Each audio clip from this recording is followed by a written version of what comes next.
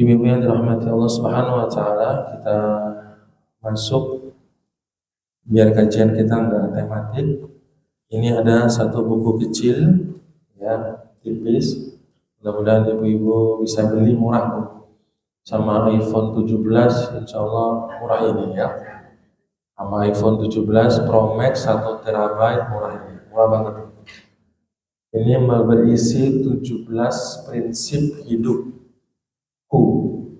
Ditulis oleh Fadilatul Ustaz Ami Nurbait hafizahullah taala, kumpulan nasihat sebagai bekal untuk rohani yang sehat. Kenapa buku ini kita bahas Ibu? Karena di zaman sekarang ini agar umat muslim itu memiliki prinsip hidup inilah agar seseorang itu tidak gampang terombang-ambing. Isu kedelai, awan tempe, sore mendol, bengi weci.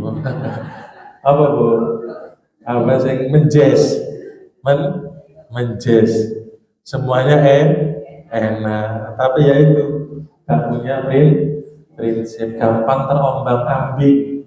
Sehingga seorang muslim tidak boleh gampang terombang-ambing. Seorang muslim hendaknya memiliki prinsip hidup ya, agar dia ini tidak gampang terombang-ambing. Nah, terombang-ambing inilah yang menyebabkan orang itu gampang galau, stres, kempus. Berarti kempus apa? Sumpek. Isuk sambat, ketemu konco sambat, ketemu dulur sambat, ketemu tonggo sambat, wabe sambat. Kenapa nggak punya prinsip?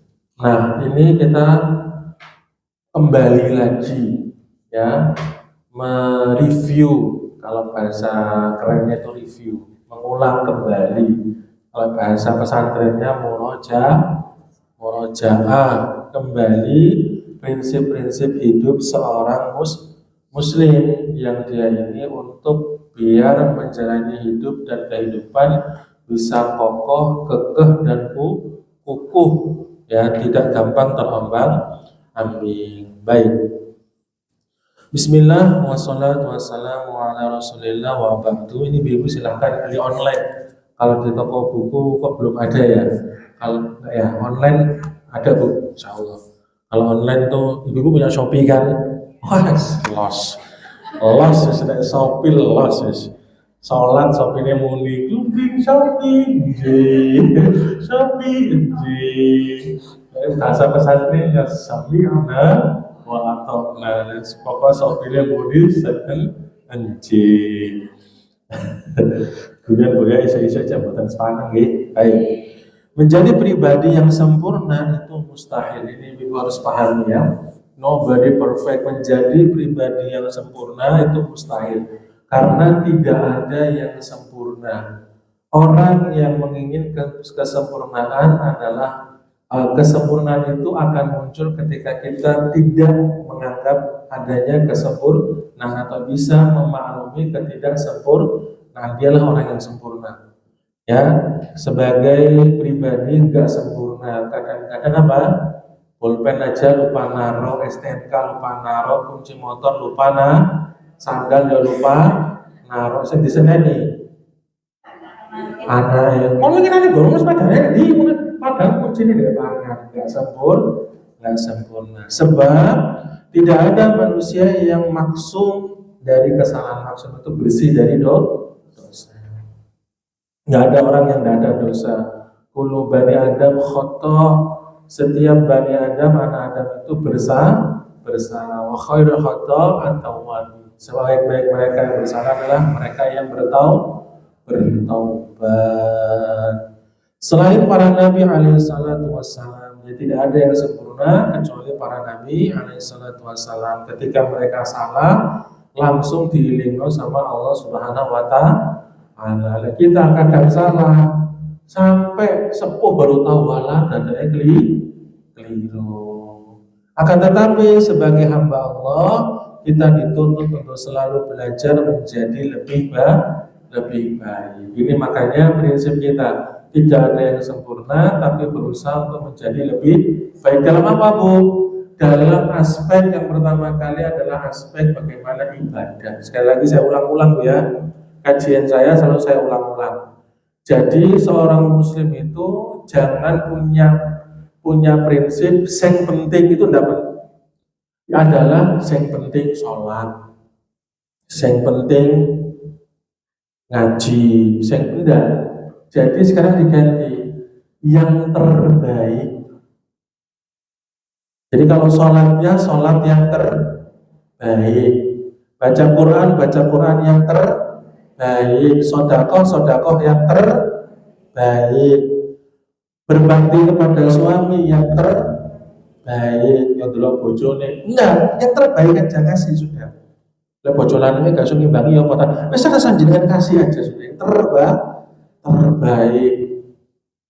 Jadi ibu-ibu yang terbaik, berikan yang terbaik ibu sekalian. Ya, yang terbaik. Jadi itu sebaik-baiknya banyak sekali hadis-hadis khairukum man ta'allama al-Qur'an wa 'allama, sebaik-baik kalian khairun nas anfa'uhum linnas, sebaik-baik dari kalian ada yang banyak bermanfaat buat. Jadi yang berikan yang terbaik. Kalau ada orang sholat sering masbuk, kalau kita sholat tepat, berarti itu yang kalau ada orang sholat cepat-cepat mantul jegit-jegit gobek-gobek mencolot, jegit-jegit gobek-gobek mencolot. Sing diwaca iku wae waladhalin yasin Allahu akbar pun jegit-jegit mencolot Allahu akbar nur Allahu akbar. Ya ada yang sholat gitu, kita enggak. Kita sholat yang tumanina, yang khusyuk, yang tenang, yang terbaik. Semuanya berikan yang terbaik. Jadi suami pun seperti itu, jadi istri seperti itu, jadi wali murid pun seperti sampai saya nunggah SPP awake dhewe. Loh, kok menang? Ya menang, Bu. Ini bakal enak kalau aku. Kalau yang lain nunggah SPP jenengan di benaknya, oh nanti ada gaji guru di situ. Aku bayar SPP tepat waktu, mugi-mugi anakku di pesantren baru. Loh ngono loh. Nah orang sekarang ini nyarinya ono tunggal. Yuk sampean telat. Podo. Kancani. Lah gurunya sampai poso daun, Bu. Gara-gara gak dikasih tahawwa wala quwata illa billah. Kok cek mentono. Kasih yang terbaik. Jadi gitu, mulai sekarang dirubah Ibu ya. Jadi kalau orang zaman sekarang sini enggak. Saya ceritakan yang di luar sana. Itu mau apa-apa tuh mesti dua koncone telat bos ya, melok telat. Apa melok telat? Melok telat. Jangan, kasih yang terbaik. Kasih waktu yang terbaik, pikiran yang pertama untuk Allah Subhanahu wa taala. Nanti jenengan coba lihat, itu mesti Allah berikan keberkahan buat hidup kita. Kemarin sudah saya sampaikan apa? Berkah itu apa? Ziyadatul khair ba'dal khair. Banyaknya, bertambahnya kebaikan setelah kita melakukan kebaikan. Dan sini jelas Bu ya. Jadi kalau dalam ibadah, dalam amal soleh apapun, berikan yang terbaik. Sudah. Selain itu, salah satu upaya yang bisa kita lakukan untuk mewujudkan itu adalah dengan menjaga beberapa komitmen bagi seorang muslim. Buku ini menghadirkan penjelasan 17 prinsip yang harusnya menjadi komitmen seorang mukmin. Setidaknya dengan menjalankan prinsip ini, kita bisa menjadi mukmin yang lebih baik, walaupun tidak sempurna. Ingat Bu, kalau kita mencari yang sempurna, kita akan kehilangan yang terbaik. Catat, update status Bu, update di WA Story. Kalau mencari yang sempurna, kita akan kehilangan yang terbaik. Karena kesempurnaan itu hanya di mana? Di surga. Tapi kalau yang terbaik, baik. Setidaknya dengan menjalankan prinsip ini kita bisa menjadi mukmin yang lebih baik, walaupun tidak bisa menjadi mukmin yang ideal. Semoga Allah menjadikan buku ini bermanfaat bagi penulis dan juga para pembacanya. Allahumma amin. Sekarang kita masuk ke prinsip yang berapa? Pertama.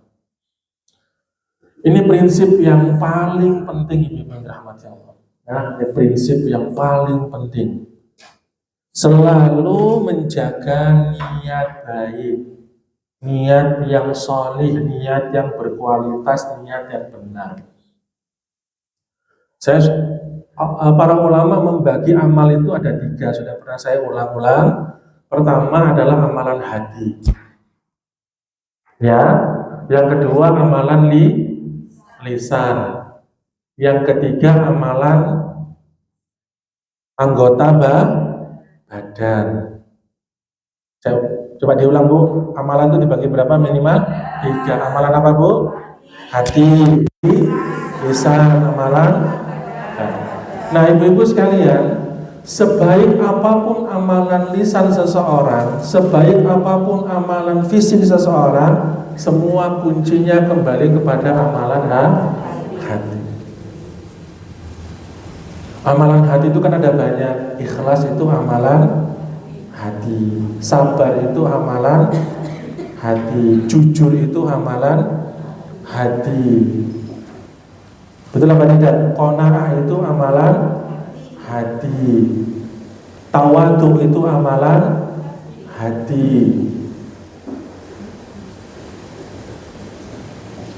apa lagi? Syukur itu amalan hati. Jadi ibu-ibu sekalian, semua amalan yang kita bangun, baca Quran jos tiap hari, dia haji dan umroh mungkin 2 bulan sekali, karena mungkin punya travel. Loh kok Bu, jenengan Bu Amin loh Bu Amin, aku tak umroh 2 bulan sekali Bu Amin, iya kan enggak? Bu bagus Bu, baca Quran sedekah itu menjadi muspro, menjadi sia-sia kalau dicampur ria.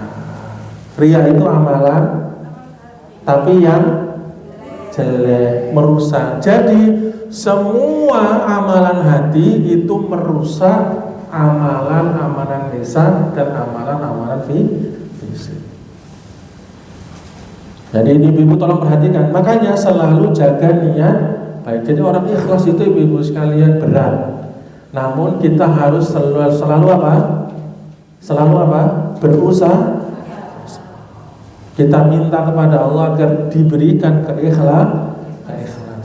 Wa ma umiru illa liya'budullaha mukhlishina lahu. Ini penting.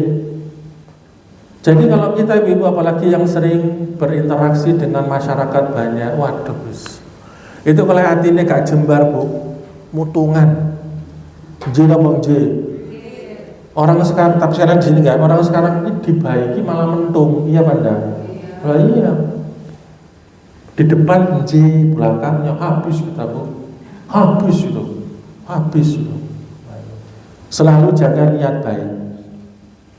Selalu menjaga niat baik akan menjadikan hidup seorang mukmin lebih terarah dalam kebaikan. Kenapa? Karena yang dia tuju hanya Allah Subhanahu wa Ta'ala. Sekarang ibu-ibu sudah ta'zim berbakti kepada suami. Ternyata suami tidak merespon dengan apa yang ibu-ibu harapkan. Loro hati enggak?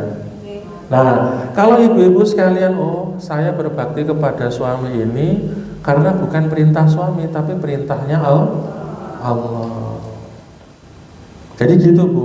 Ustadz ngomong gampang, yang lakoni senep. Iya sama, kita ngomong gini sama Bu, sama. Santri kita ajar pinter, malah setelah besar ngeminterin, banyak kayak gitu Ibu-ibu. Tapi makanya kita butuh yang ini tujuan kita nih siapa? Buat baik ini untuk siapa? Untuk Allah, ya sudah kita lakukan terus. Sayyidina Abu Bakar itu ibu-ibu sekalian, sebenarnya saya kasih contoh beberapa kajian yang bulan lalu, itu memberi sumbangan kepada, memberikan beasiswa, memberikan subsidi kepada Mistah. Mistah ini masih ada kerabat dengan Sayyidina Abu Bakar. Pada saat hadisul ifki, ibunda Aisyah ini dituduh selingkuh, berzina. Sebagai bapak Bu, ini namanya mesti anak itu lesah jahat-jahatnya, mesti orang tua itu membelai wajib itu. Di mana-mana fitrahnya ya segitu. Masih awakmu hancur, aku ya tetap wong tua mulai. diakui sebagai Nah kemudian misalnya ini adu-adu disebarkan berita bohong ini. Akhirnya Sayyidina Abu Bakar marah, turun ayat menegur Sayyidina Abu Bakar, jangan kamu batalkan sedekahmu itu karena ini tadi. Akhirnya dikembalikan, berbuat baik lagi. Ini hati kalau nggak ikhlas berat, kecuali yang Allah berikan pertolongan. Jadi terarah. Kita ibu-ibu ngaji ini untuk siapa? Untuk Allah. Ibu-ibu sholat untuk siapa? Untuk Allah. Jadi kalau ibu-ibu tidak mendapatkan respon dari makhluk, kita tidak perlu kecewa.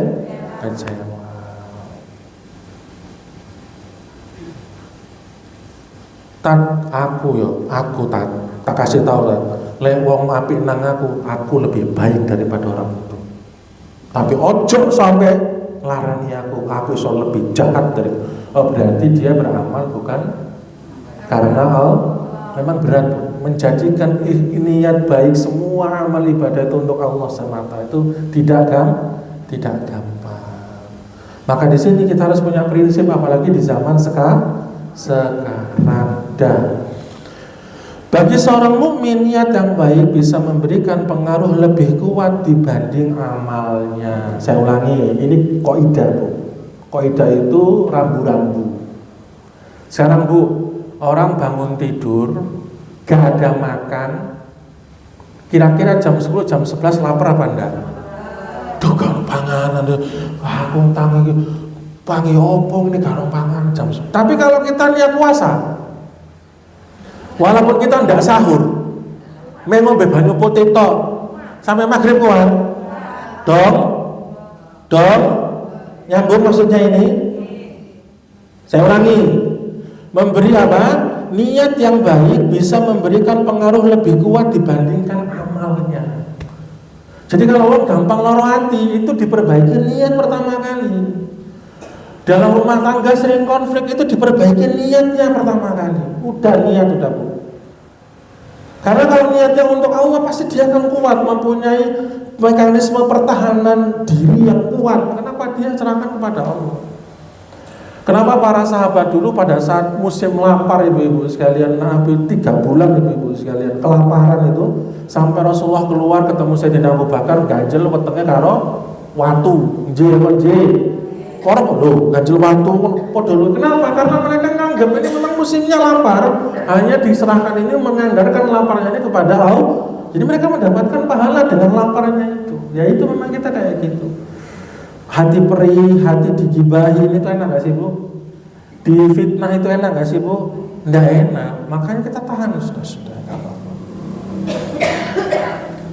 Kalau orang misalnya digibahin ibu-ibu sekalian, kita digibahin orang itu, kalau para ulama itu ngasih tahu jelas, ada orang itu yang Allah tinggikan dengan orang menggibah dirinya. Yang Allah memang tinggikan derajatnya lewat dia digibah sama orang. Misalnya ini Bu ya, ini contoh saya nggak hafal Quran, digibahi sama orang hafal Quran. Contoh, kira-kira saya senang nggak? Senang, karena amalan hafal Qurannya mereka pindah ke saya. Itu Bu. Sholat malamnya tadi yang dia pakai untuk sholat malam, dia baca 1 juz. Aku gak sholat wangi misal. Amalnya pindah ke Bu. Murojaah Qurannya pindah ke siapa? Saya. Goyang Mas deh yang milik Ahmad dosaku akeh, amalku saya kurang, dosaku di. Lah itu Bu. Jadi dieling-eling itu aja. Kok dirasani alhamdulillah. Dosaku amalku Tapi berat ya Bu ya? Berat gak? Zaman sekarang IG pasang status, WA pasang status, Twitter pasang status. Wong iki ngono ya lambene lecek ya ngono iku, ngene-ngene 7 hari 7 malam. Tapi ingat ibu-ibu sekalian, kalau kita disakiti siapapun kita nanti Allah yang membalas. Sudah itu aja, biar kita kuat. Ya, sudah. Niat yang baik bisa memberikan pengaruh lebih kuat dibanding amalnya. Tadi sudah saya kasih contoh. Terdapat hadis yang dhaif. Nanti kita jelaskan kenapa hadis ini disertakan niat seorang mukmin lebih baik dari amalnya. Niyatul mukmin khairum min amalihi, tapi ini hadisnya dhaif ya. Hadis ini apa? Dhaif, lemah. Jadi hanya bisa digunakan untuk apa? Hadis dhaif itu bisa digunakan, ibu catat ya. Hadis yang lemah itu bisa digunakan dengan beberapa syarat. Satu, hadisnya itu tidak dhaif banget, tidak sangat dhaif. Nah, itu boleh digunakan. Syarat yang kedua, hadis dhaif itu masih bisa digunakan. Ada hadis-hadis lain yang mendukung hadis dhaif tersebut yang semakna sehingga derajatnya naik menjadi hasan, bagus. Ya. Yang ketiga, hendaknya hadis dhaif tersebut ya hanya untuk fadilul amal, keutamaan di dalam beramal. Untuk dirinya sendiri tidak boleh disebarluaskan kepada orang lain.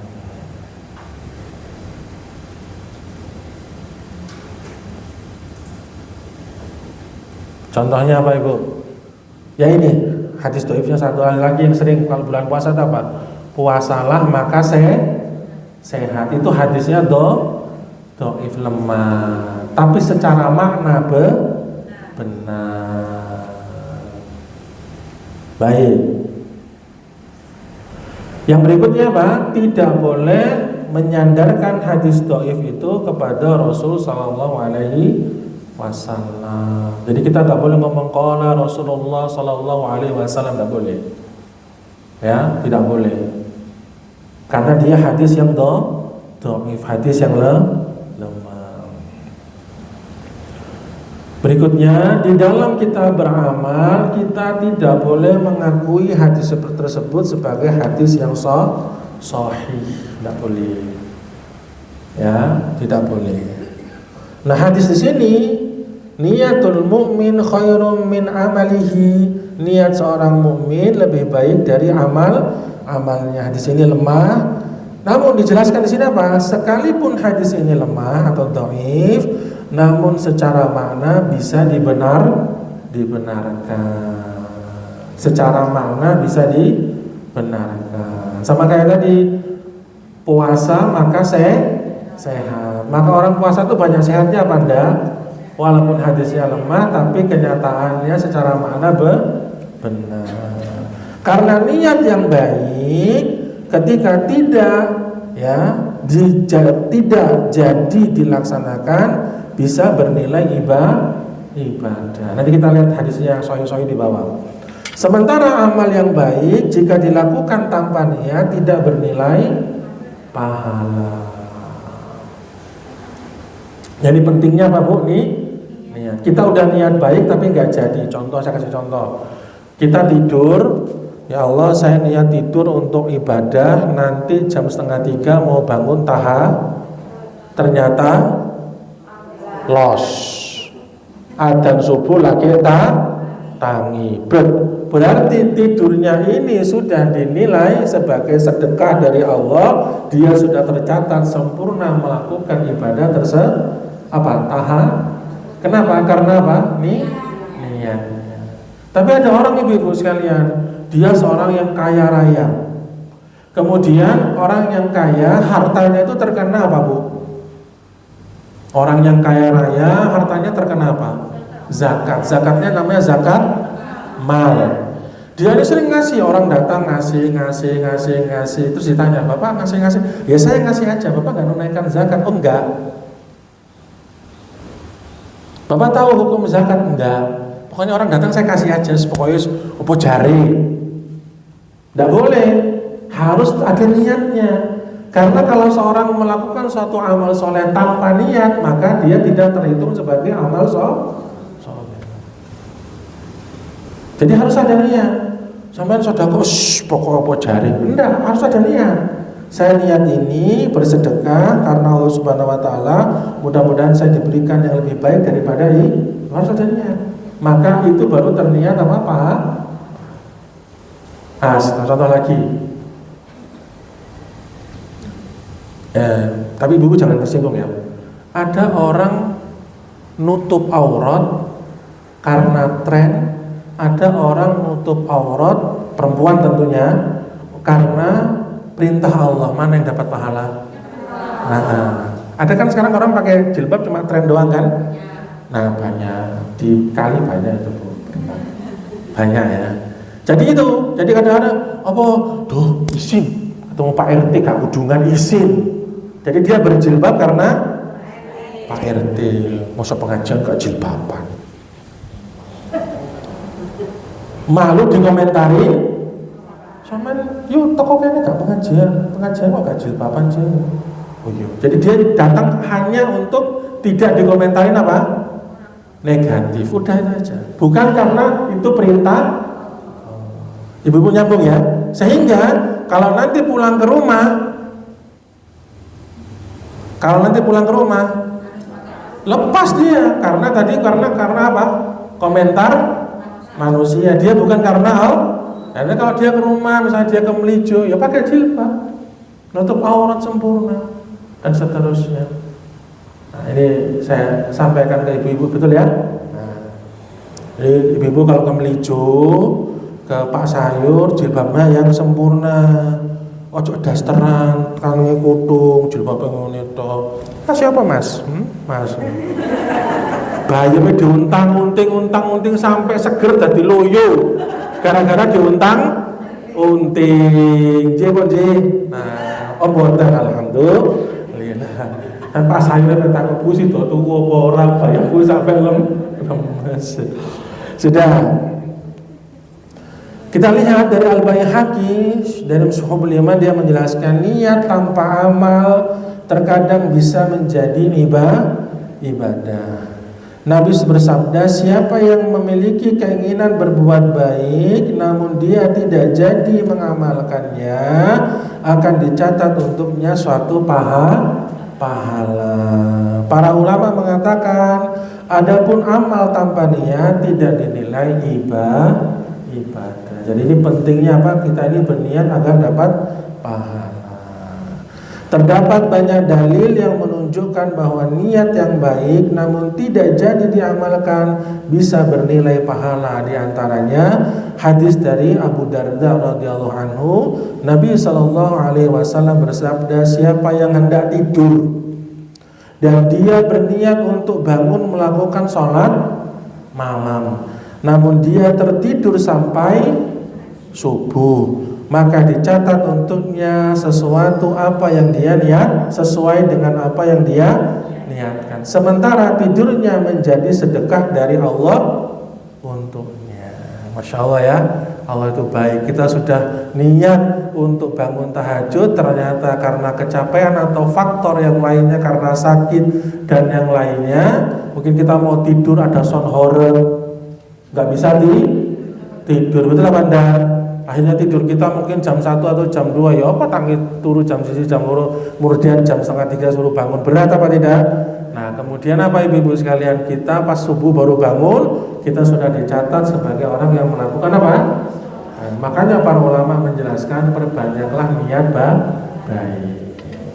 Ibu-ibu ada yang belum menunaikan ibadah haji tapi sudah niat untuk haji, ketika wafat dinilai berhaji. Itulah indahnya Islam. Kalau mampu ya berangkat. Itu lebih baik.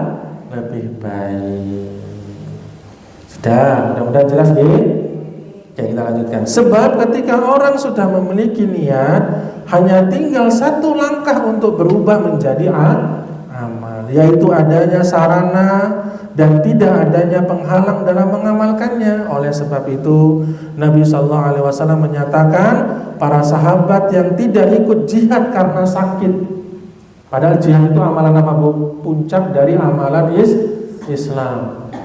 Tiangnya adalah sholat, puncaknya amal adalah jihad fisabilillah, mendapatkan pahala sebagaimana yang berangkat berjihad. Jadi mereka itu ada kendala, tapi mereka nggak berangkat berjihad. Sebagaimana Nabi SAW bersabda di hadapan pasukan ketika menuju perang Tabuk, sesungguhnya di Madinah ada beberapa orang, setiap kali kalian menempuh perjalanan atau melewati lembah, maka dia membersamai kalian dalam pahala. Mereka tertahan oleh apa? Sakit.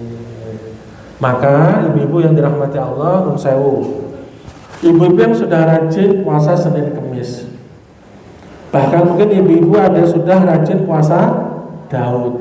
Lah kok delalah ibu-ibu nun sewu gak doakan sakit, pada saat itu terkena sakit, maka ibu-ibu tercatat sudah melakukan amal tersebut setiap kali terhalang karena sakit. Jadi ibu-ibu sudah, tapi apa syaratnya tadi? Sudah kulino. Jadi nggak perlu getun. Kulu syai'in minal kulino. Jelas apa enggak ini Bu? Ibu baca Quran, tiap hari baca Quran, berarti habitnya baca Quran.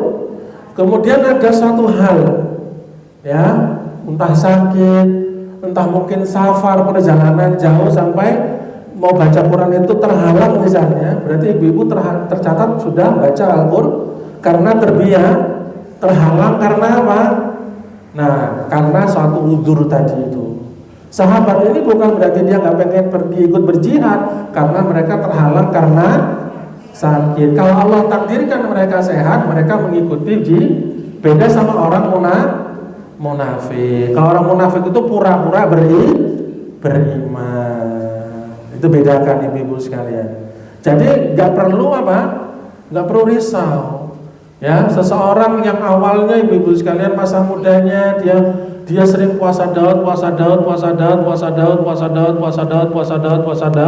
Lah pas menikah misalnya, kemudian dia mulai berkurang, dia tercatat itu puasa karena terbiasa sudah melakukan amal tersebut. Mungkin karena pas menikah nyari nafkah, capek dan seterusnya, akhirnya tidak melakukan puasa karena satu dan lain. Nanti kalau pas ada waktu lagi dia puasa lagi. Ini berbeda dengan orang yang memang tidak ada niat sama sekali melakukan apa? Puasa dan tidak terbiasa. Sama lagi saya kasih contoh satu. Sholat qobliyah subuh. Ya, sholat qobliyah subuh. Misalnya pada saat kita bangun ternyata sudah matahari terbit, ibu-ibu sekalian, ya. Padahal sudah matahari terbit, kita cuma sholat subuh saja, ibu-ibu sekalian. Itu kita sudah tercatat orang yang melakukan qobliyah subuh. Jadi ibu pada saat bangun, pada saat saya datang ke masjid ternyata sudah sholat subuh. Ya saya bisa sholat qobliyahnya, ulama menjelaskan di luar sholat subuh, di waktu habis subuh banget atau di waktu syuruq. Karena itu sudah menjadi kebiasaan. Ya. Kadang saya melihat adanya langsung ketika sholat subuh, mereka langsung membuat yang qobliyah subuh itu. Tidak apa-apa, itu memang pendapatnya Ibnu Rajab. Cuma salah satu ulama Syekh bin Baz untuk hati-hati ibu-ibu biar tidak terkena hadis yang tidak boleh sholat pada saat matahari terbit, maka menunggu pada saat matahari syuruk. Ya kalau dia pakai yang itu, ya sudah. Artinya kalau mau berhati-hati, kalau saya pribadi, saya nggak dapat qobliyah subuh, misal ibu-ibu yang rahmati Allah, ya berarti saya melakukannya di jam 6, jam 7. Ya Allah, saya niat qobliyah subuh tadi. Agar saya nggak kena hadis yang apa? Ya tidak dilarangan sholat pada saat matahari sedang terbit atau dilarang sholat pada saat matahari sedang terbit. Pada saat dia langsung sholat, ya itu berarti kita khusnuzon, ketinggalan qobliyah subuh, selak nang Surabaya, selak nang safar dan seterusnya. Dia mungkin berat ketika melakukannya di mana?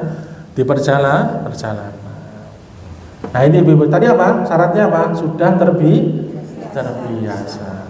Tapi kalau orang biasanya tidak pernah melakukan, akhirnya dia gampang mari sholat subuh lah, qobliyah, tidak terkena ya. Jadi ibu-ibu jelas ya, sudah punya amalan, ibu-ibu kalau terhalang, ibu-ibu tidak usah getun, tidak perlu sedih. Oh ya sudah, saya sudah tercatat. Biasa itu sampai berapa sudah menjadi refleks, kebiasaan. Jadi kalau dia sudah misalnya dia tidak melakukan itu, ya dia merasa menyesal. Ya, dia merasa menyesal. Ya. Dia mau ganti, aduh saya itu kebiasaan, sudah menjadi habit ya, menjadi kebiasaan. Kayak orang baca Al-Quran, kalau dia nggak murojaah sehari, ada rasa penyesalan. Kok saya nggak murojaah Al-Quran ya? Kok saya nggak sholat malam ya? Kok saya nggak sholat duha? Itu sudah menjadi kebiasaan dirinya. Ya sudah, mudah-mudahan jelas. Artinya mereka tidak beramal bukan karena malas. Mereka tidak ikut berjihad tadi bukan karena malas, bukan pula karena tidak suka beramal. Namun mereka tidak jadi beramal karena uzur menghalangi mereka. Jadi ibu-ibu sekarang kita punya semangat sebagai seorang muslim. Satu, perbanyak niat untuk beramal soleh walaupun belum terrealisasi, niat dulu. Siapa tahu nanti Allah mampukan untuk melakukan amal tersebut. Kalau sudah beramal, istiqomahlah. Ketika nanti ada penghalangnya, kita tercatat sebagai orang yang beramal. Ngoten nggih? Oke, sudah. Di samping itu, niat juga menentukan kualitas amal seseorang. Ini penting. Jadi mau kualitas amal kita dikatakan amal soleh, amal yang berkualitas, amal yang bagus, ini semua kata kuncinya pada niat amalan hati. Sebagaimana keterangan dari Abdullah ibn Mubarak, berapa banyak amal yang kecil menjadi besar pahalanya disebabkan karena kebenarnya niat, kekuatan niat. Betapa banyak amal yang besar menjadi kecil pahalanya karena juga rusaknya niat. Ibu-ibu sudah tahu kan, ada 3 orang melakukan amal yang sangat istimewa. 1, berjihad. 2, berdermawan, mengeluarkan harta. Yang 3, ngajar Al-Qur'an. Ini semuanya masuk neraka karena niatnya. Sementara ada orang, ini Islam ya, Masya Allah, pentingnya nih ya. Ada orang dalam Sahih Muslim, Sahih Bukhari juga ada, dia jalan kemudian ada rintangan, paku, beling, apalagi Bu, duri, apapun ada rintangan, dia pindahkan. Ikhlas karena Allah. Menurut orang remeh, Allah pun berterima kasih dengan memberikannya surga. Sesimpel itu Bu, tapi butuh latihan. Sampai sini jelas Bu ya? Wallahu a'lam bishawab. Ya. Wanita yang memberikan air itu Minum ya di Sahih Muslim. Itu dia termasuk punya niat apa enggak? Ya, bagus ya. Jadi dalam Imam Muslim meriwayatkan ada seorang yang wanita, ada 2 Bu, ada di Bukhari dan Muslim. Tapi saya pakai Muslim aja karena sudah masyhurnya yang dari riwayat Imam Muslim. Jadi seorang wanita pelacur yang dia itu meminumkan anjing dengan sepatunya, dia turun ke sumur, dia nyeduk, kemudian digigit. Naik kemudian dia minumkan. Ini ulama menjelaskan pada saat itu, dijelaskan guru saya, pada saat itu lagi kemarau yang sangat panas sekali, sangat kering. Kemudian wanita tersebut dengan niatnya dia meminumkan anjing tersebut air, kemudian anjing tersebut tidak lagi kehausan. Kemudian apa ibu-ibu sekalian, Allah menanamkan, memberikan taufik di dalam dirinya untuk berhenti, garis bawahi, untuk berhenti melakukan kemudian dia bertaubat, dia mengisi amalnya dengan amal soleh, kemudian apa? Allah terima taubatnya. Jangan berhenti di situ, karena biasanya dipotong. Karena dipotong. Apa nggak aku?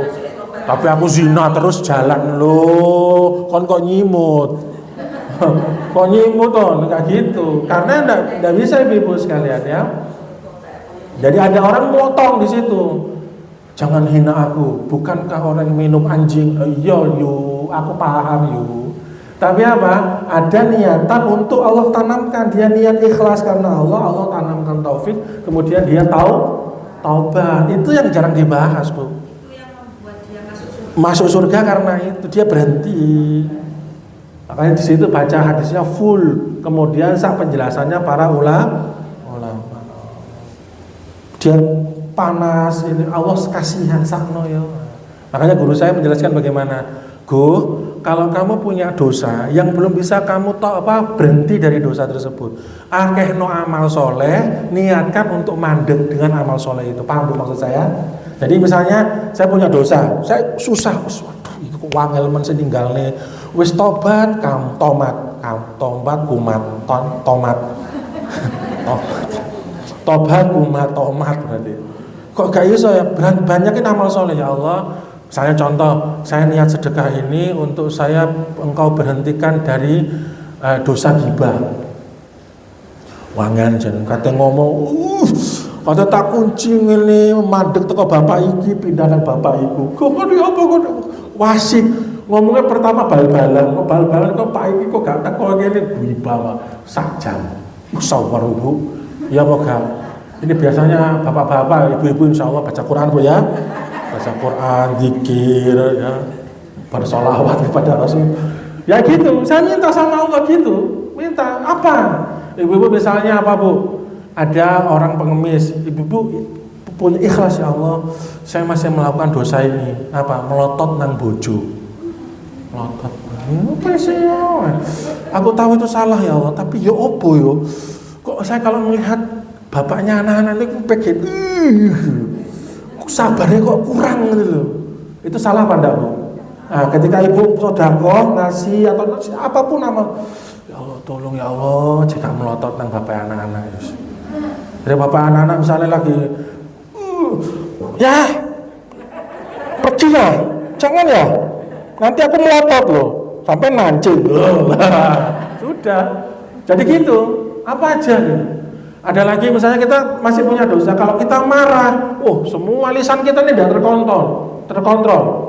Nah, semua yang kotor-kotor keluar semua, kebun binatang Ragunan, Purwodadi, kebun binatang Surabaya, metu kabeh. Aremanya keluar sa Surabaya ini metu kabeh. Nah, cari amal soleh apa yang ibu-ibu bisa? Yang ibu-ibu ikhlas karenanya, ibu-ibu butuh perjuangan di situ, minta, ya Allah kalau saya marah, jangan sampai lisan saya ini mengeluarkan sumpah serapah, jangan sampai lisan saya ini misu-misu, jangan sampai lisan saya ini menyakiti, jangan sampai apapun itu. Jelas sampai sini ya. Jadi perbanyak amal soleh, niatkan untuk apa? Untuk berhenti dari maksiat yang kita belum bisa apa ibu-ibu yang dirahmati Allah? Belum bisa tinggalkan. Nunda sholat pun begini. Nunda sholat itu salah apa enggak? Udah waktunya, hayya ala sholat. Ya Allah, saya ini sering sekali nunda sholat Ustaz. Saya ini sering. Sudah, ibu cari satu amal sholat yang ibu bertawassul dengan amal sholat tersebut. Ibu minta sama Allah agar Allah mudahkan ibu untuk bisa sholat tepat waktu. Itu saya itu Ustaz, ya Allah, saya sudah berusaha. Mesti satu sholat itu kalau nggak 2:30, sudah ngerti tapi saya 2:30 aja gitu. Nanti begitu salam langsung adzan asar, jadi dusar. Duhur mepet asar. Atau sarip, asar mepet maghrib. Yang paling sering ya subuh mepet duha, itu paling sering itu. Tapi insya Allah di sini subhanallah, Bu sampun nggih. Oke, kita lanjutkan. Betapa besar pengaruh niat baik seorang mukmin. Karena itu Imam Ahmad berpesan kepada putrinya Abdullah. Jadi anaknya Imam Ahmad namanya siapa, Bu? Abdullah. Pasanglah selalu niat baik, karena engkau akan selalu dalam kebaikan selama engkau memiliki niat yang baik. Jadi ingat ibu-ibu sekalian, hati seorang muslim itu diisi dengan kebaikan. Kalau melihat orang banyak husnuzon daripada suuzonnya, banyak husnuzon daripada suuzonnya. Ini berat juga kita ini ya, latihan. Sekarang masih kuat Bu? Kita lanjutkan ke amal yang keberapa? Yang kedua. Ini yang terpenting setelah niat yang benar. Jagalah keselamatan iman, ya. Jagalah keselamatan apa? Iman. Ini paling penting. Iman itu amalan apa, Bu? hati. Iman letaknya di mana, Bu? Di hati. Berarti ibu sekalian dirahmati Allah, lebih banyak mana kita memperbaiki amalan fisik atau amalan hati? Amalan hati. Memperbagus fisik atau memperbagus hati? Hati. Jadi ibu setelah pengajian ini, skincare-nya secukupnya, skincare-nya hati yang diperbanyak. Saya kalau sama mahasiswi apa? Saya kasih gini terus saya jelaskan. Coba sih kalian total body care-nya kalian sebulan via para wanita itu berapa? Ada yang 3 juta, ada yang wah Bu semirangnya. Nggih Bu, lah nang salone 2 juta Bu. Semir rambut 2 juta. Tahu saya tahu. 2 juta Bu semir. 2 juta. Oh ya. Jelas Bu ya? Tanya 3 juta. Kalau kamu Mbak, aku 5 juta. Hanya untuk body care loh Bu. Belum bajunya, belum apa namanya, hijabnya, belum ininya loh. Jangan Jakarta Bu, jor-joran Bu. Semua, kok pucuk sampai pucuk itu 20, 30 wae semua. Coba sekarang berapa budget yang kamu keluarkan untuk hati? Padahal Ibnu Qayyim bilang apa Bu? Perhatikan ini Bu, penting ini kata Ibnu Qayyim. Orang kalau sakit fisik mentok mati, selesai. Kena jantung, diabetes, asam urat, ngeluh migrain, vertigo, kanker, wis apa meneh Bu, jantung koroner, penyumbatan pembuluh darah. Itu sakit apa? Fisik, mentok mati beres selesai. Kubur mari wis. Tapi kalau orang sakit hatinya tidak berhenti sampai di lahat Bu, tidak sampai berhenti di kuburan. Tidak berhenti sampai situ. Dia masuk ke yaumul mizan, ditimbang. Dia masuk ke yaumul hisab, ditakoni. Go, kon ngene sih?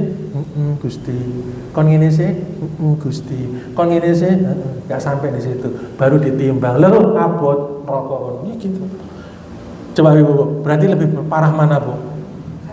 Ya. Cuma skincare-nya itu loh Bu, kurang diperhatikan.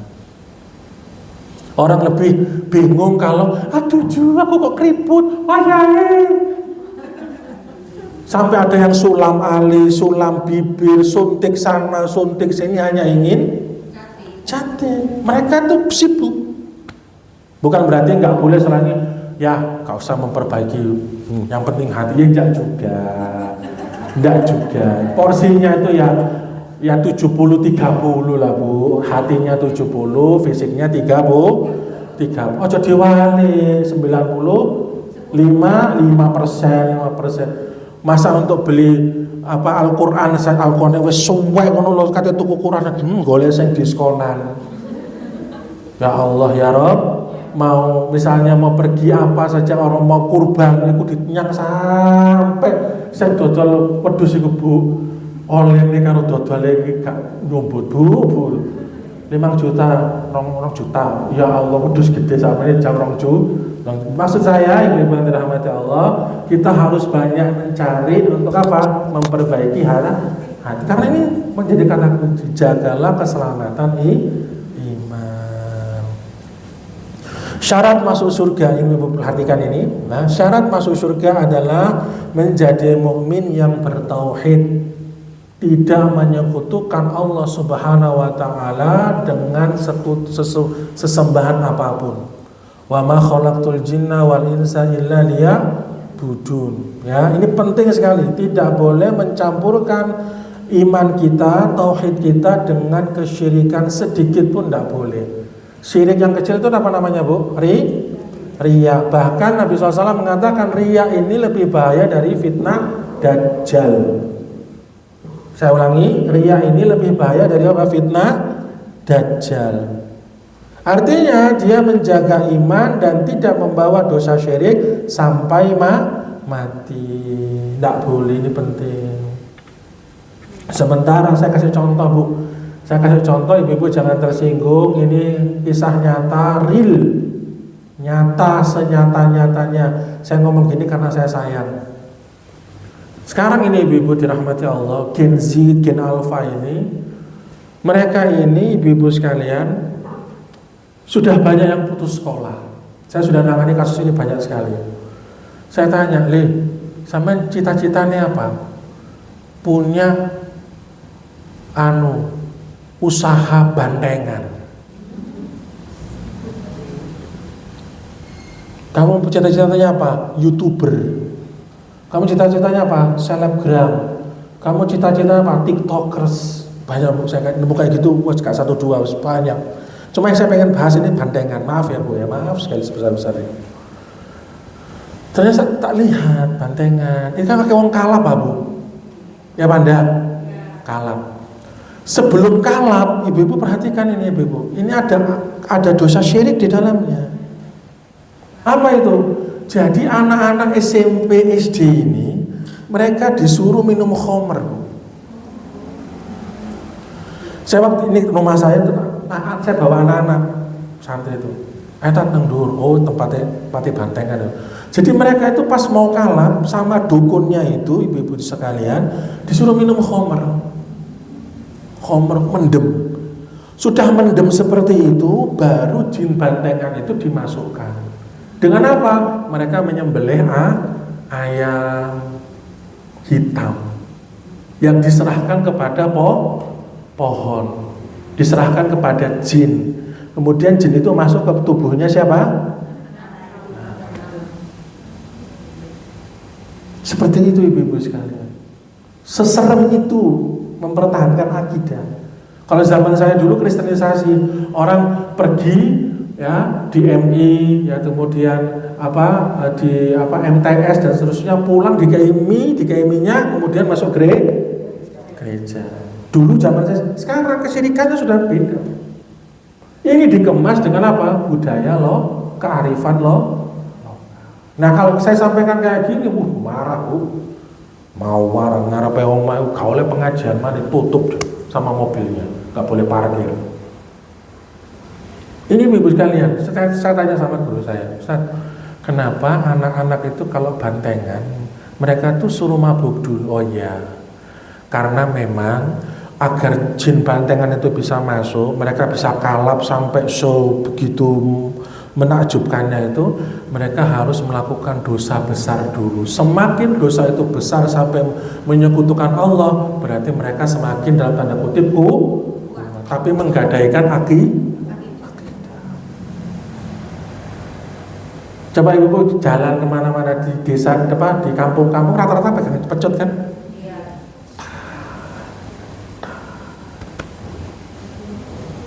Kalau sudah bantengan, tutup semuanya Bu. Maksud saya ini tugas kita semua. Tugas saya ibu-ibu semua ini. Jaga iman di zaman sekarang ini tidak mudah. Cuma orang-orang seru. Ada orang sholat, tapi dia juga ikut banteng. Nah, ketika mereka masuk seperti itu, harus dimasukkan. Mereka melakukan ritual apa dulu? Kasih minum, kasih khamr, kasih macam-macam. Pecinta alam, waktu mau naik, mereka tuh nyembelih dulu Bu. Untuk bawa reksonya siapa? Gunung tersebut. Saya diceritain sama siapa? Sama anak-anak pendaki gunung itu.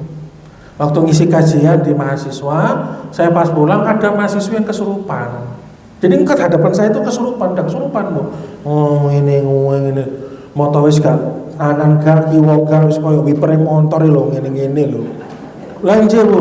Saya tanya, Mbak kenapa gini? Tapi masih sadar 70-30 lah. Dari mana ini loh Ustadz? Habis pecinta alam kemana? Daki. Sebelum daki ngapain? Ya gini dulu. Oh ya sudah. Seperti itu.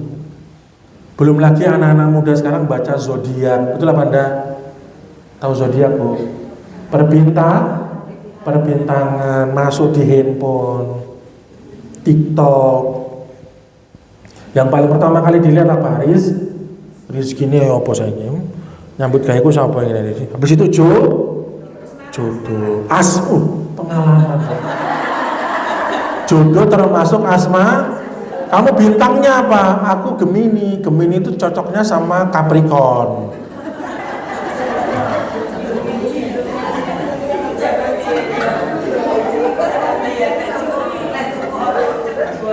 Lah, es tuh Bu. Nah, itu zaman jahiliyah. Oh, zaman jahiliyah. Iya.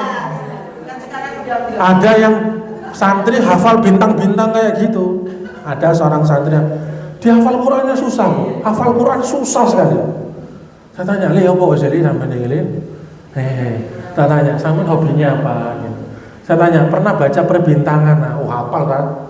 Taurus, Gemini, Capricorn, Capricorn, hafal semua. Itu enggak boleh, Mas, saya bilang gitu. Ditobati. Kemudian saya rukyah, Bu. Metu semua jin-jin itu. Jin Gemini, ayo keluar semua tobat.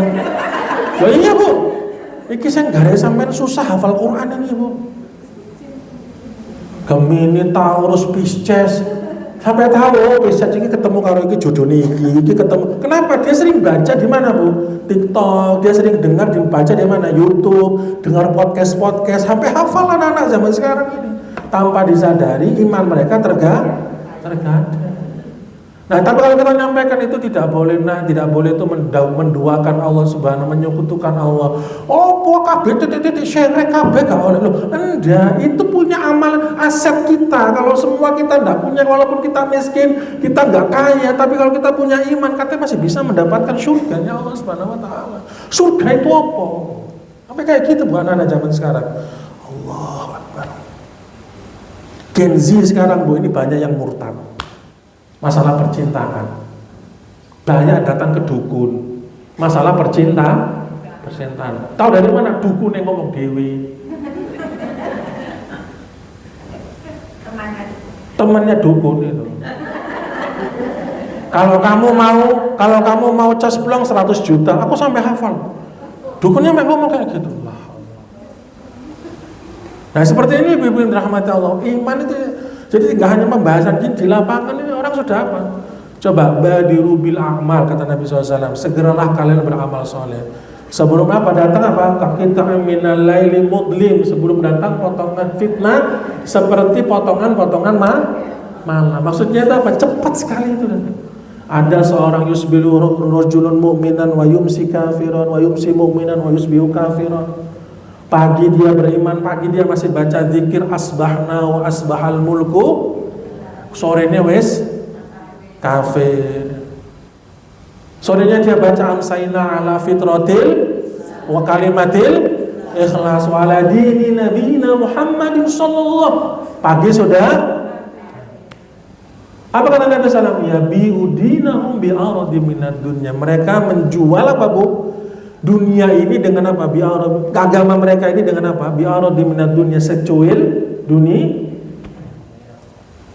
Iman ini penting Ibu. Saya minta tolong saya ngaji akidah, ngaji bagaimana yang membatalkan keislaman, apa aja syirik itu dibagi-bagi sebagaimana sampai kita masuk terjerumus kepada dosa syirik tanpa kita ketahui.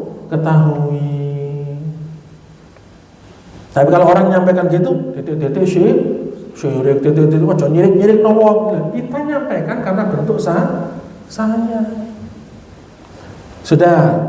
Tidak demikian di surat Al-Baqarah 112 kita lihat. Tidak demikian, bahkan barang siapa yang menyerahkan diri kepada Allah sedangkan dia berbuat kebajikan, maka baginya pahala pada sisi Tuhannya dan tidak ada kekhawatiran terhadap mereka dan tidak pula mereka bersedih hati. Ini orang kalau punya iman, Allah menjamin. Ya, kalau dia menyerahkan dirinya kepada Allah, mentauhidkan Allah, sedangkan dia berbuat kebajikan, dia beramal soleh, maka baginya pahala pada sisi Tuhannya dan tidak ada kekhawatiran terhadap mereka dan tidak pula mereka bersedih. Jadi obat cesplak dari gelisah, resah, gundah, gulana, putus asa, was-was apa Bu? Mentauhidkan Allah. Berdasarkan firman Allah surat apa? Al-Baqarah 100. Tidak demikian, bahkan barang siapa yang menyerahkan diri kepada Allah, mentauhidkan Allah Subhanahu wa taala, sedangkan ia berbuat kebaikan, dia beramal soleh dengan tauhidnya yang benar, maka baginya pahala di sisi Tuhannya dan tidak ada kekhawatiran terhadap mereka dan tidak pula mereka bersedih. Sekarang yang paling banyak sedih laki-laki atau perempuan zaman sekarang? Berarti yang perbaiki apanya Bu? Tauhid. sedihnya. Saya ulangi, kalau sering banyak sedih, setan tuh paling suka orang yang sedih, paling seneng. Kenapa orang sedih? Karena dia kurang mentauhidkan Allah Subhanahu wa ta'ala. Ngaji akidah, ngaji tauhid. Minta Ustaz Sanusi, kalau saya coba minta sini, Ustaz ngaji tauhid Ustaz, agar kita ini kuat ini menghadapi Petramax 16.000 ini kuat, solar naik ini kuat, apa-apa podo munggah ini kuat, yakin sama apa rizki yang Allah berikan ini kuat, jangan nggak gampang goyang dan seterusnya. Ketika peristiwa Khaybar, ya masih ada waktu, nanti setelah ini kalau ada yang mau tanya jawab silahkan. Ketika peristiwa Khaybar, Nabi SAW menyebutkan syarat untuk masuk surga. Beliau memanggil Umar bin Khattab, ya Ibn Siddiq, ya Ibn Khattab, ya wahai putra Al-Khattab, berangkatlah dan sampaikan kepada masyarakat, sesungguhnya tidak boleh masuk surga kecuali orang yang beriman. Jadi perintah Nabi SAW kepada Umar bin Khattab untuk menyebarkan kepada masyarakat.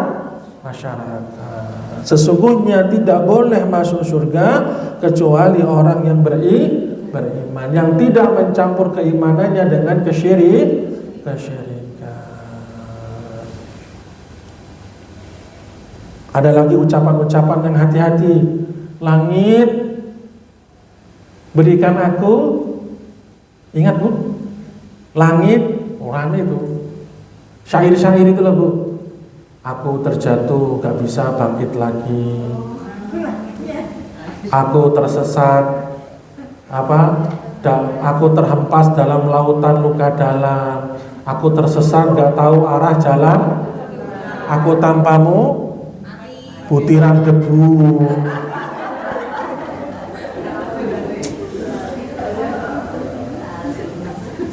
Menyandarkan cintanya kepada manusia. Hati-hati, gak boleh. Aduh Pak, ya apa Pak, sampai gak ono aku ya apa lho, gak boleh. Suaminya meninggal, gak apa-apa sampean. Cari.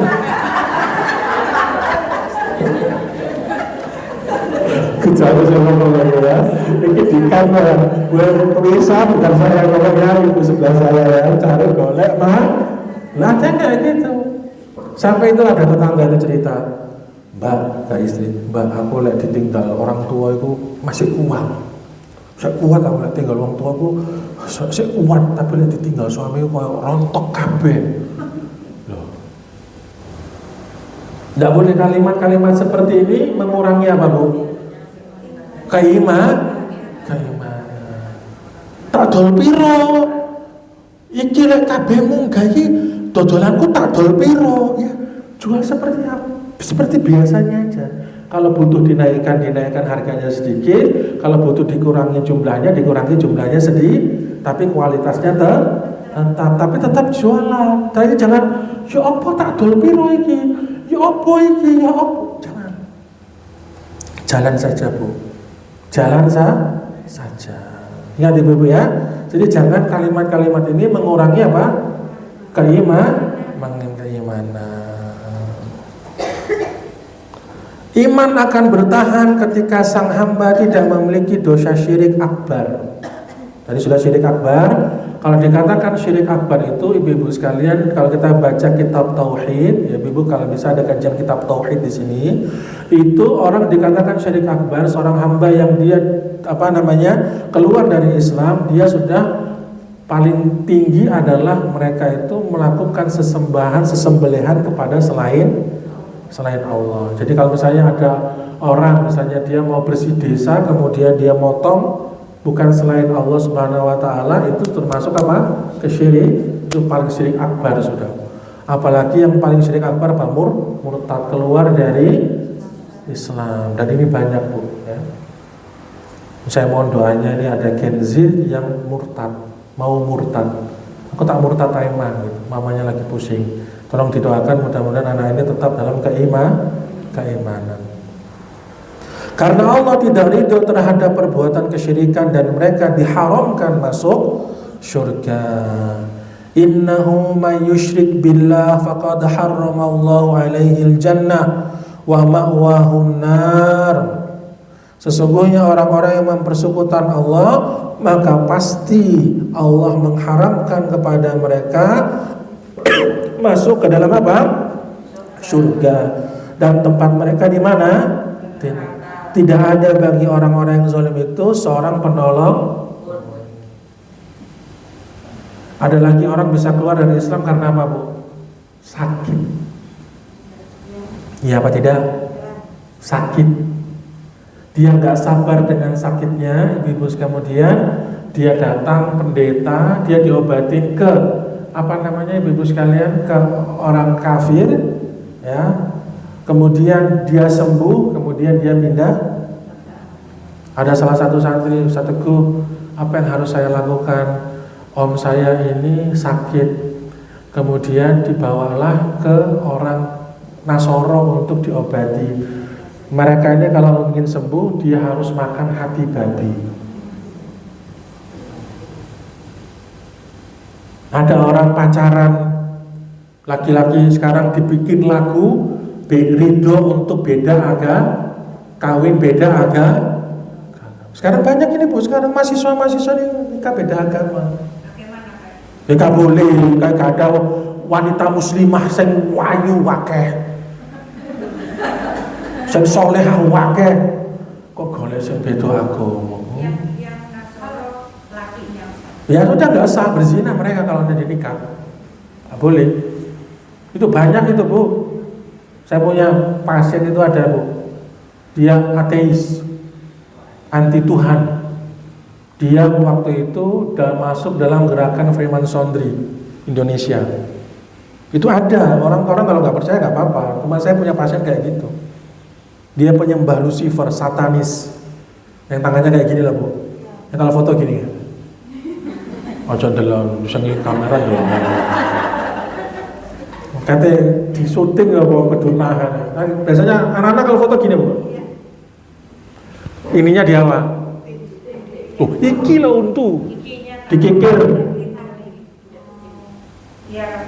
Itu mereka punya gerakan hamilisasi, LKMD, lamaran karing meteng dike. Itu zaman saya, ibu-ibu sekalian, zaman saya 2007. Saya masih kuliah itu 2007. Ada seorang akhwat ketemu di angkot, akhwat muslimah pulang kuliah.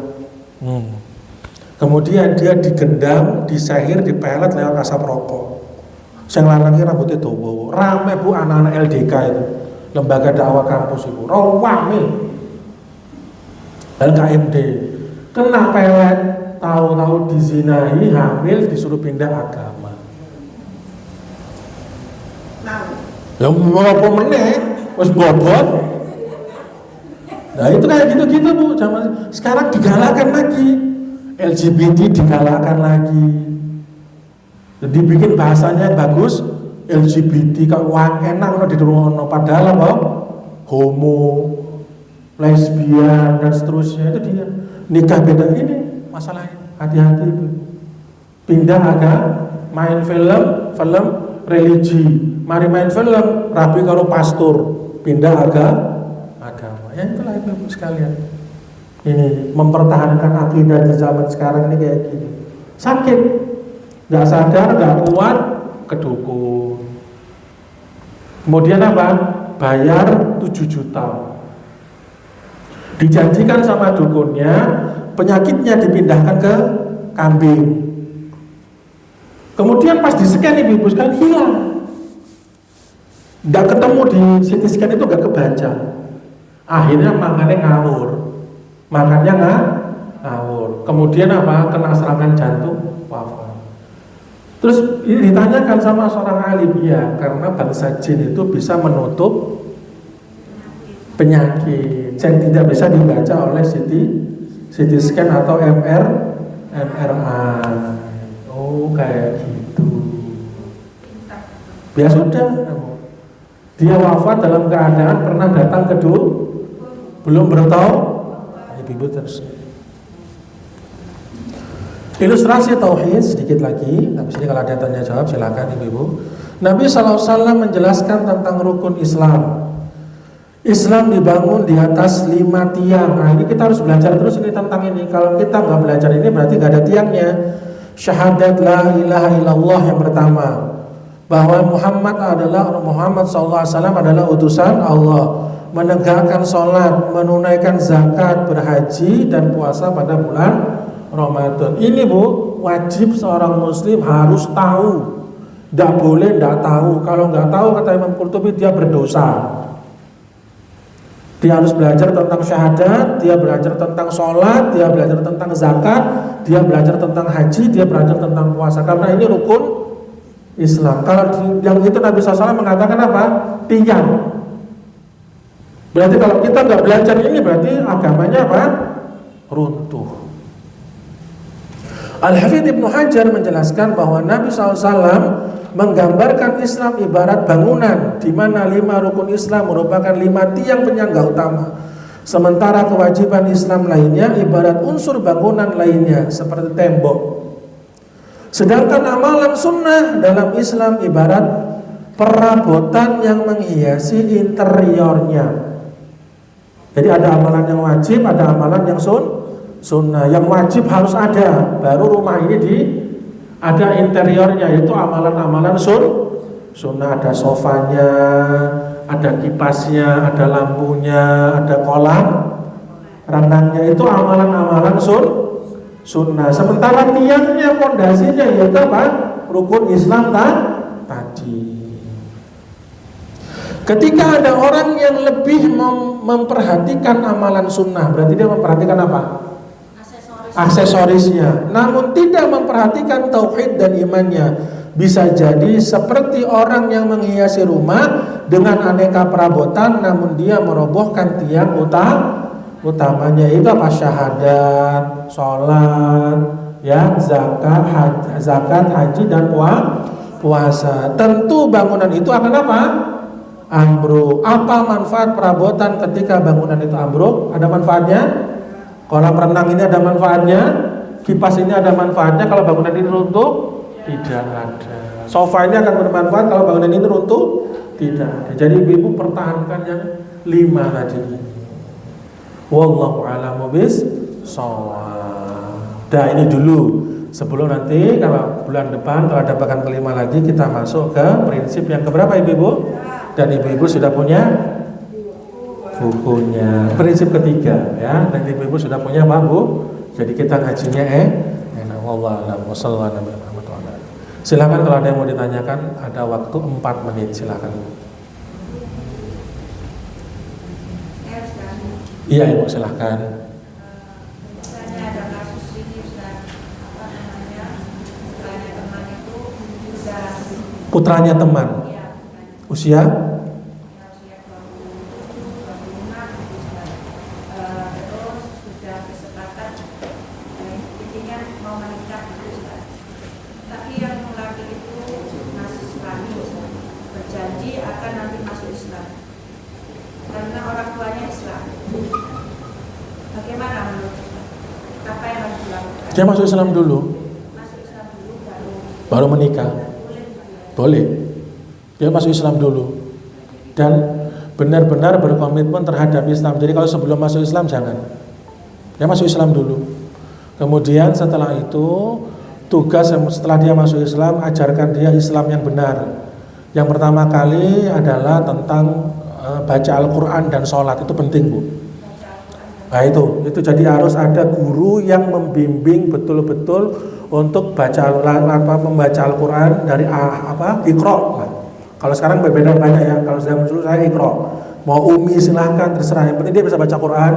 Kemudian dia menghafal doa-doa sholat. Pokoknya ringan-ringan dia harus bisa itu. Kemudian harus belajar toharoh, sunat. Laki-laki kan? Sunat. Masuk gak sunat Bu? Sunat. Ya, jadi kan catat Bu, sunat. Oh ya. Sunat Bu ya, terus baca sunat dan seterusnya, karena nanti dia jadi imam. Ya, karena nanti dia jadi imam dan istri membantu suami untuk taat. Karena Allah berfirman, ta'awanu 'alal birri wat taqwa. Tolong menolonglah dalam albir dan at-taqwa, kebaikan dan ketakwaan. Sampai sini jelas ya. Jadi memang untuk sementara istrinya membantu, tolong menolong suaminya untuk bisa belajar Islam yang benar. Sampai tadi pondasi tiang-tiangnya harus kokoh dulu. Nanti harus dibuktikan dulu. Oh iya dong. Ya, jangan hanya ngomong sekarang suami ibu, "Dek, I love you, nje Mas, sawon nang gak dinafkahi, cinta ndak?" Mana buktinya? Buktinya? Ngomong tok sampean ini cinta. Emang kenyang dengan cinta. Bukti dong. Ada terakhir? Iya Ibu, terakhir. Biasanya dipakai al-insanu makhluk maka manusia itu kan bukan hadis ya, tapi kok banyak yang mengatakan itu hadis ya. Itu bagaimana Pak? Manusia itu tempatnya salah dan dosa.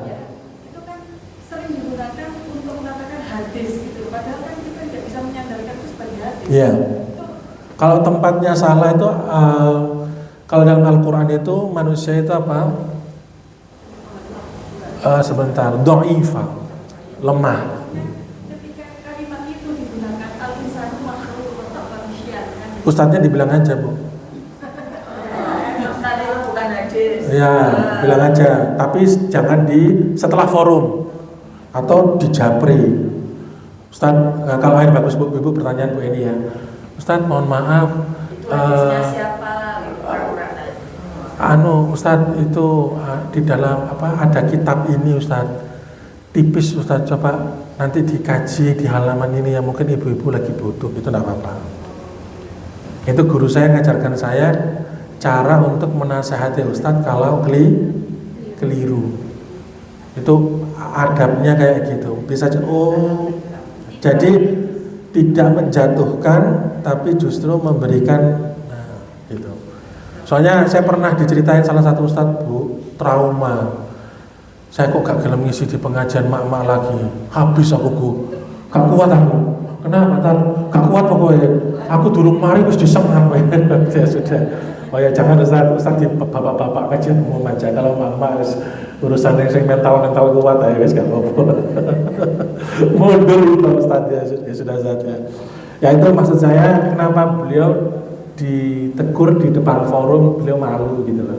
Kemudian cerita. Jadi Ustadz juga butuh curhat dan curhatnya ke saya.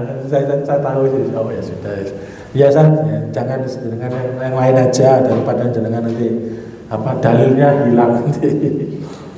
Ya sudah, wallahu a'lam bishawab. Saya kira itu ibu-ibu yang dirahmati Allah. Insyaallah pertemuan berikutnya kita masuk ke prinsip yang ketiga. Ibu-ibu silahkan beli online ya, mudah, murah sekali, nggak sampai 20.000 kalau nggak salah. Jamnya sama insyaallah. Kenapa? Jamnya setengah Jamnya mau buat. Boleh ya nanti. Kalau saya nggak ada udzur, tetap kalau ada udzur saya kemarin nawarkan ke Bu Eni, Bu boleh nggak? Kalau nggak boleh juga nggak apa-apa. Ya. Kenapa? Yang punya boleh ya. Boleh Bu. Kalau cuma sekali. Boleh. Kalau berkali-kali. Baik kalian. Subhanakallahumma wa bihamdik, syada la ilaha illa anta, astaghfiruka wa atubu ilaik. Assalamualaikum warahmatullahi wabarakatuh.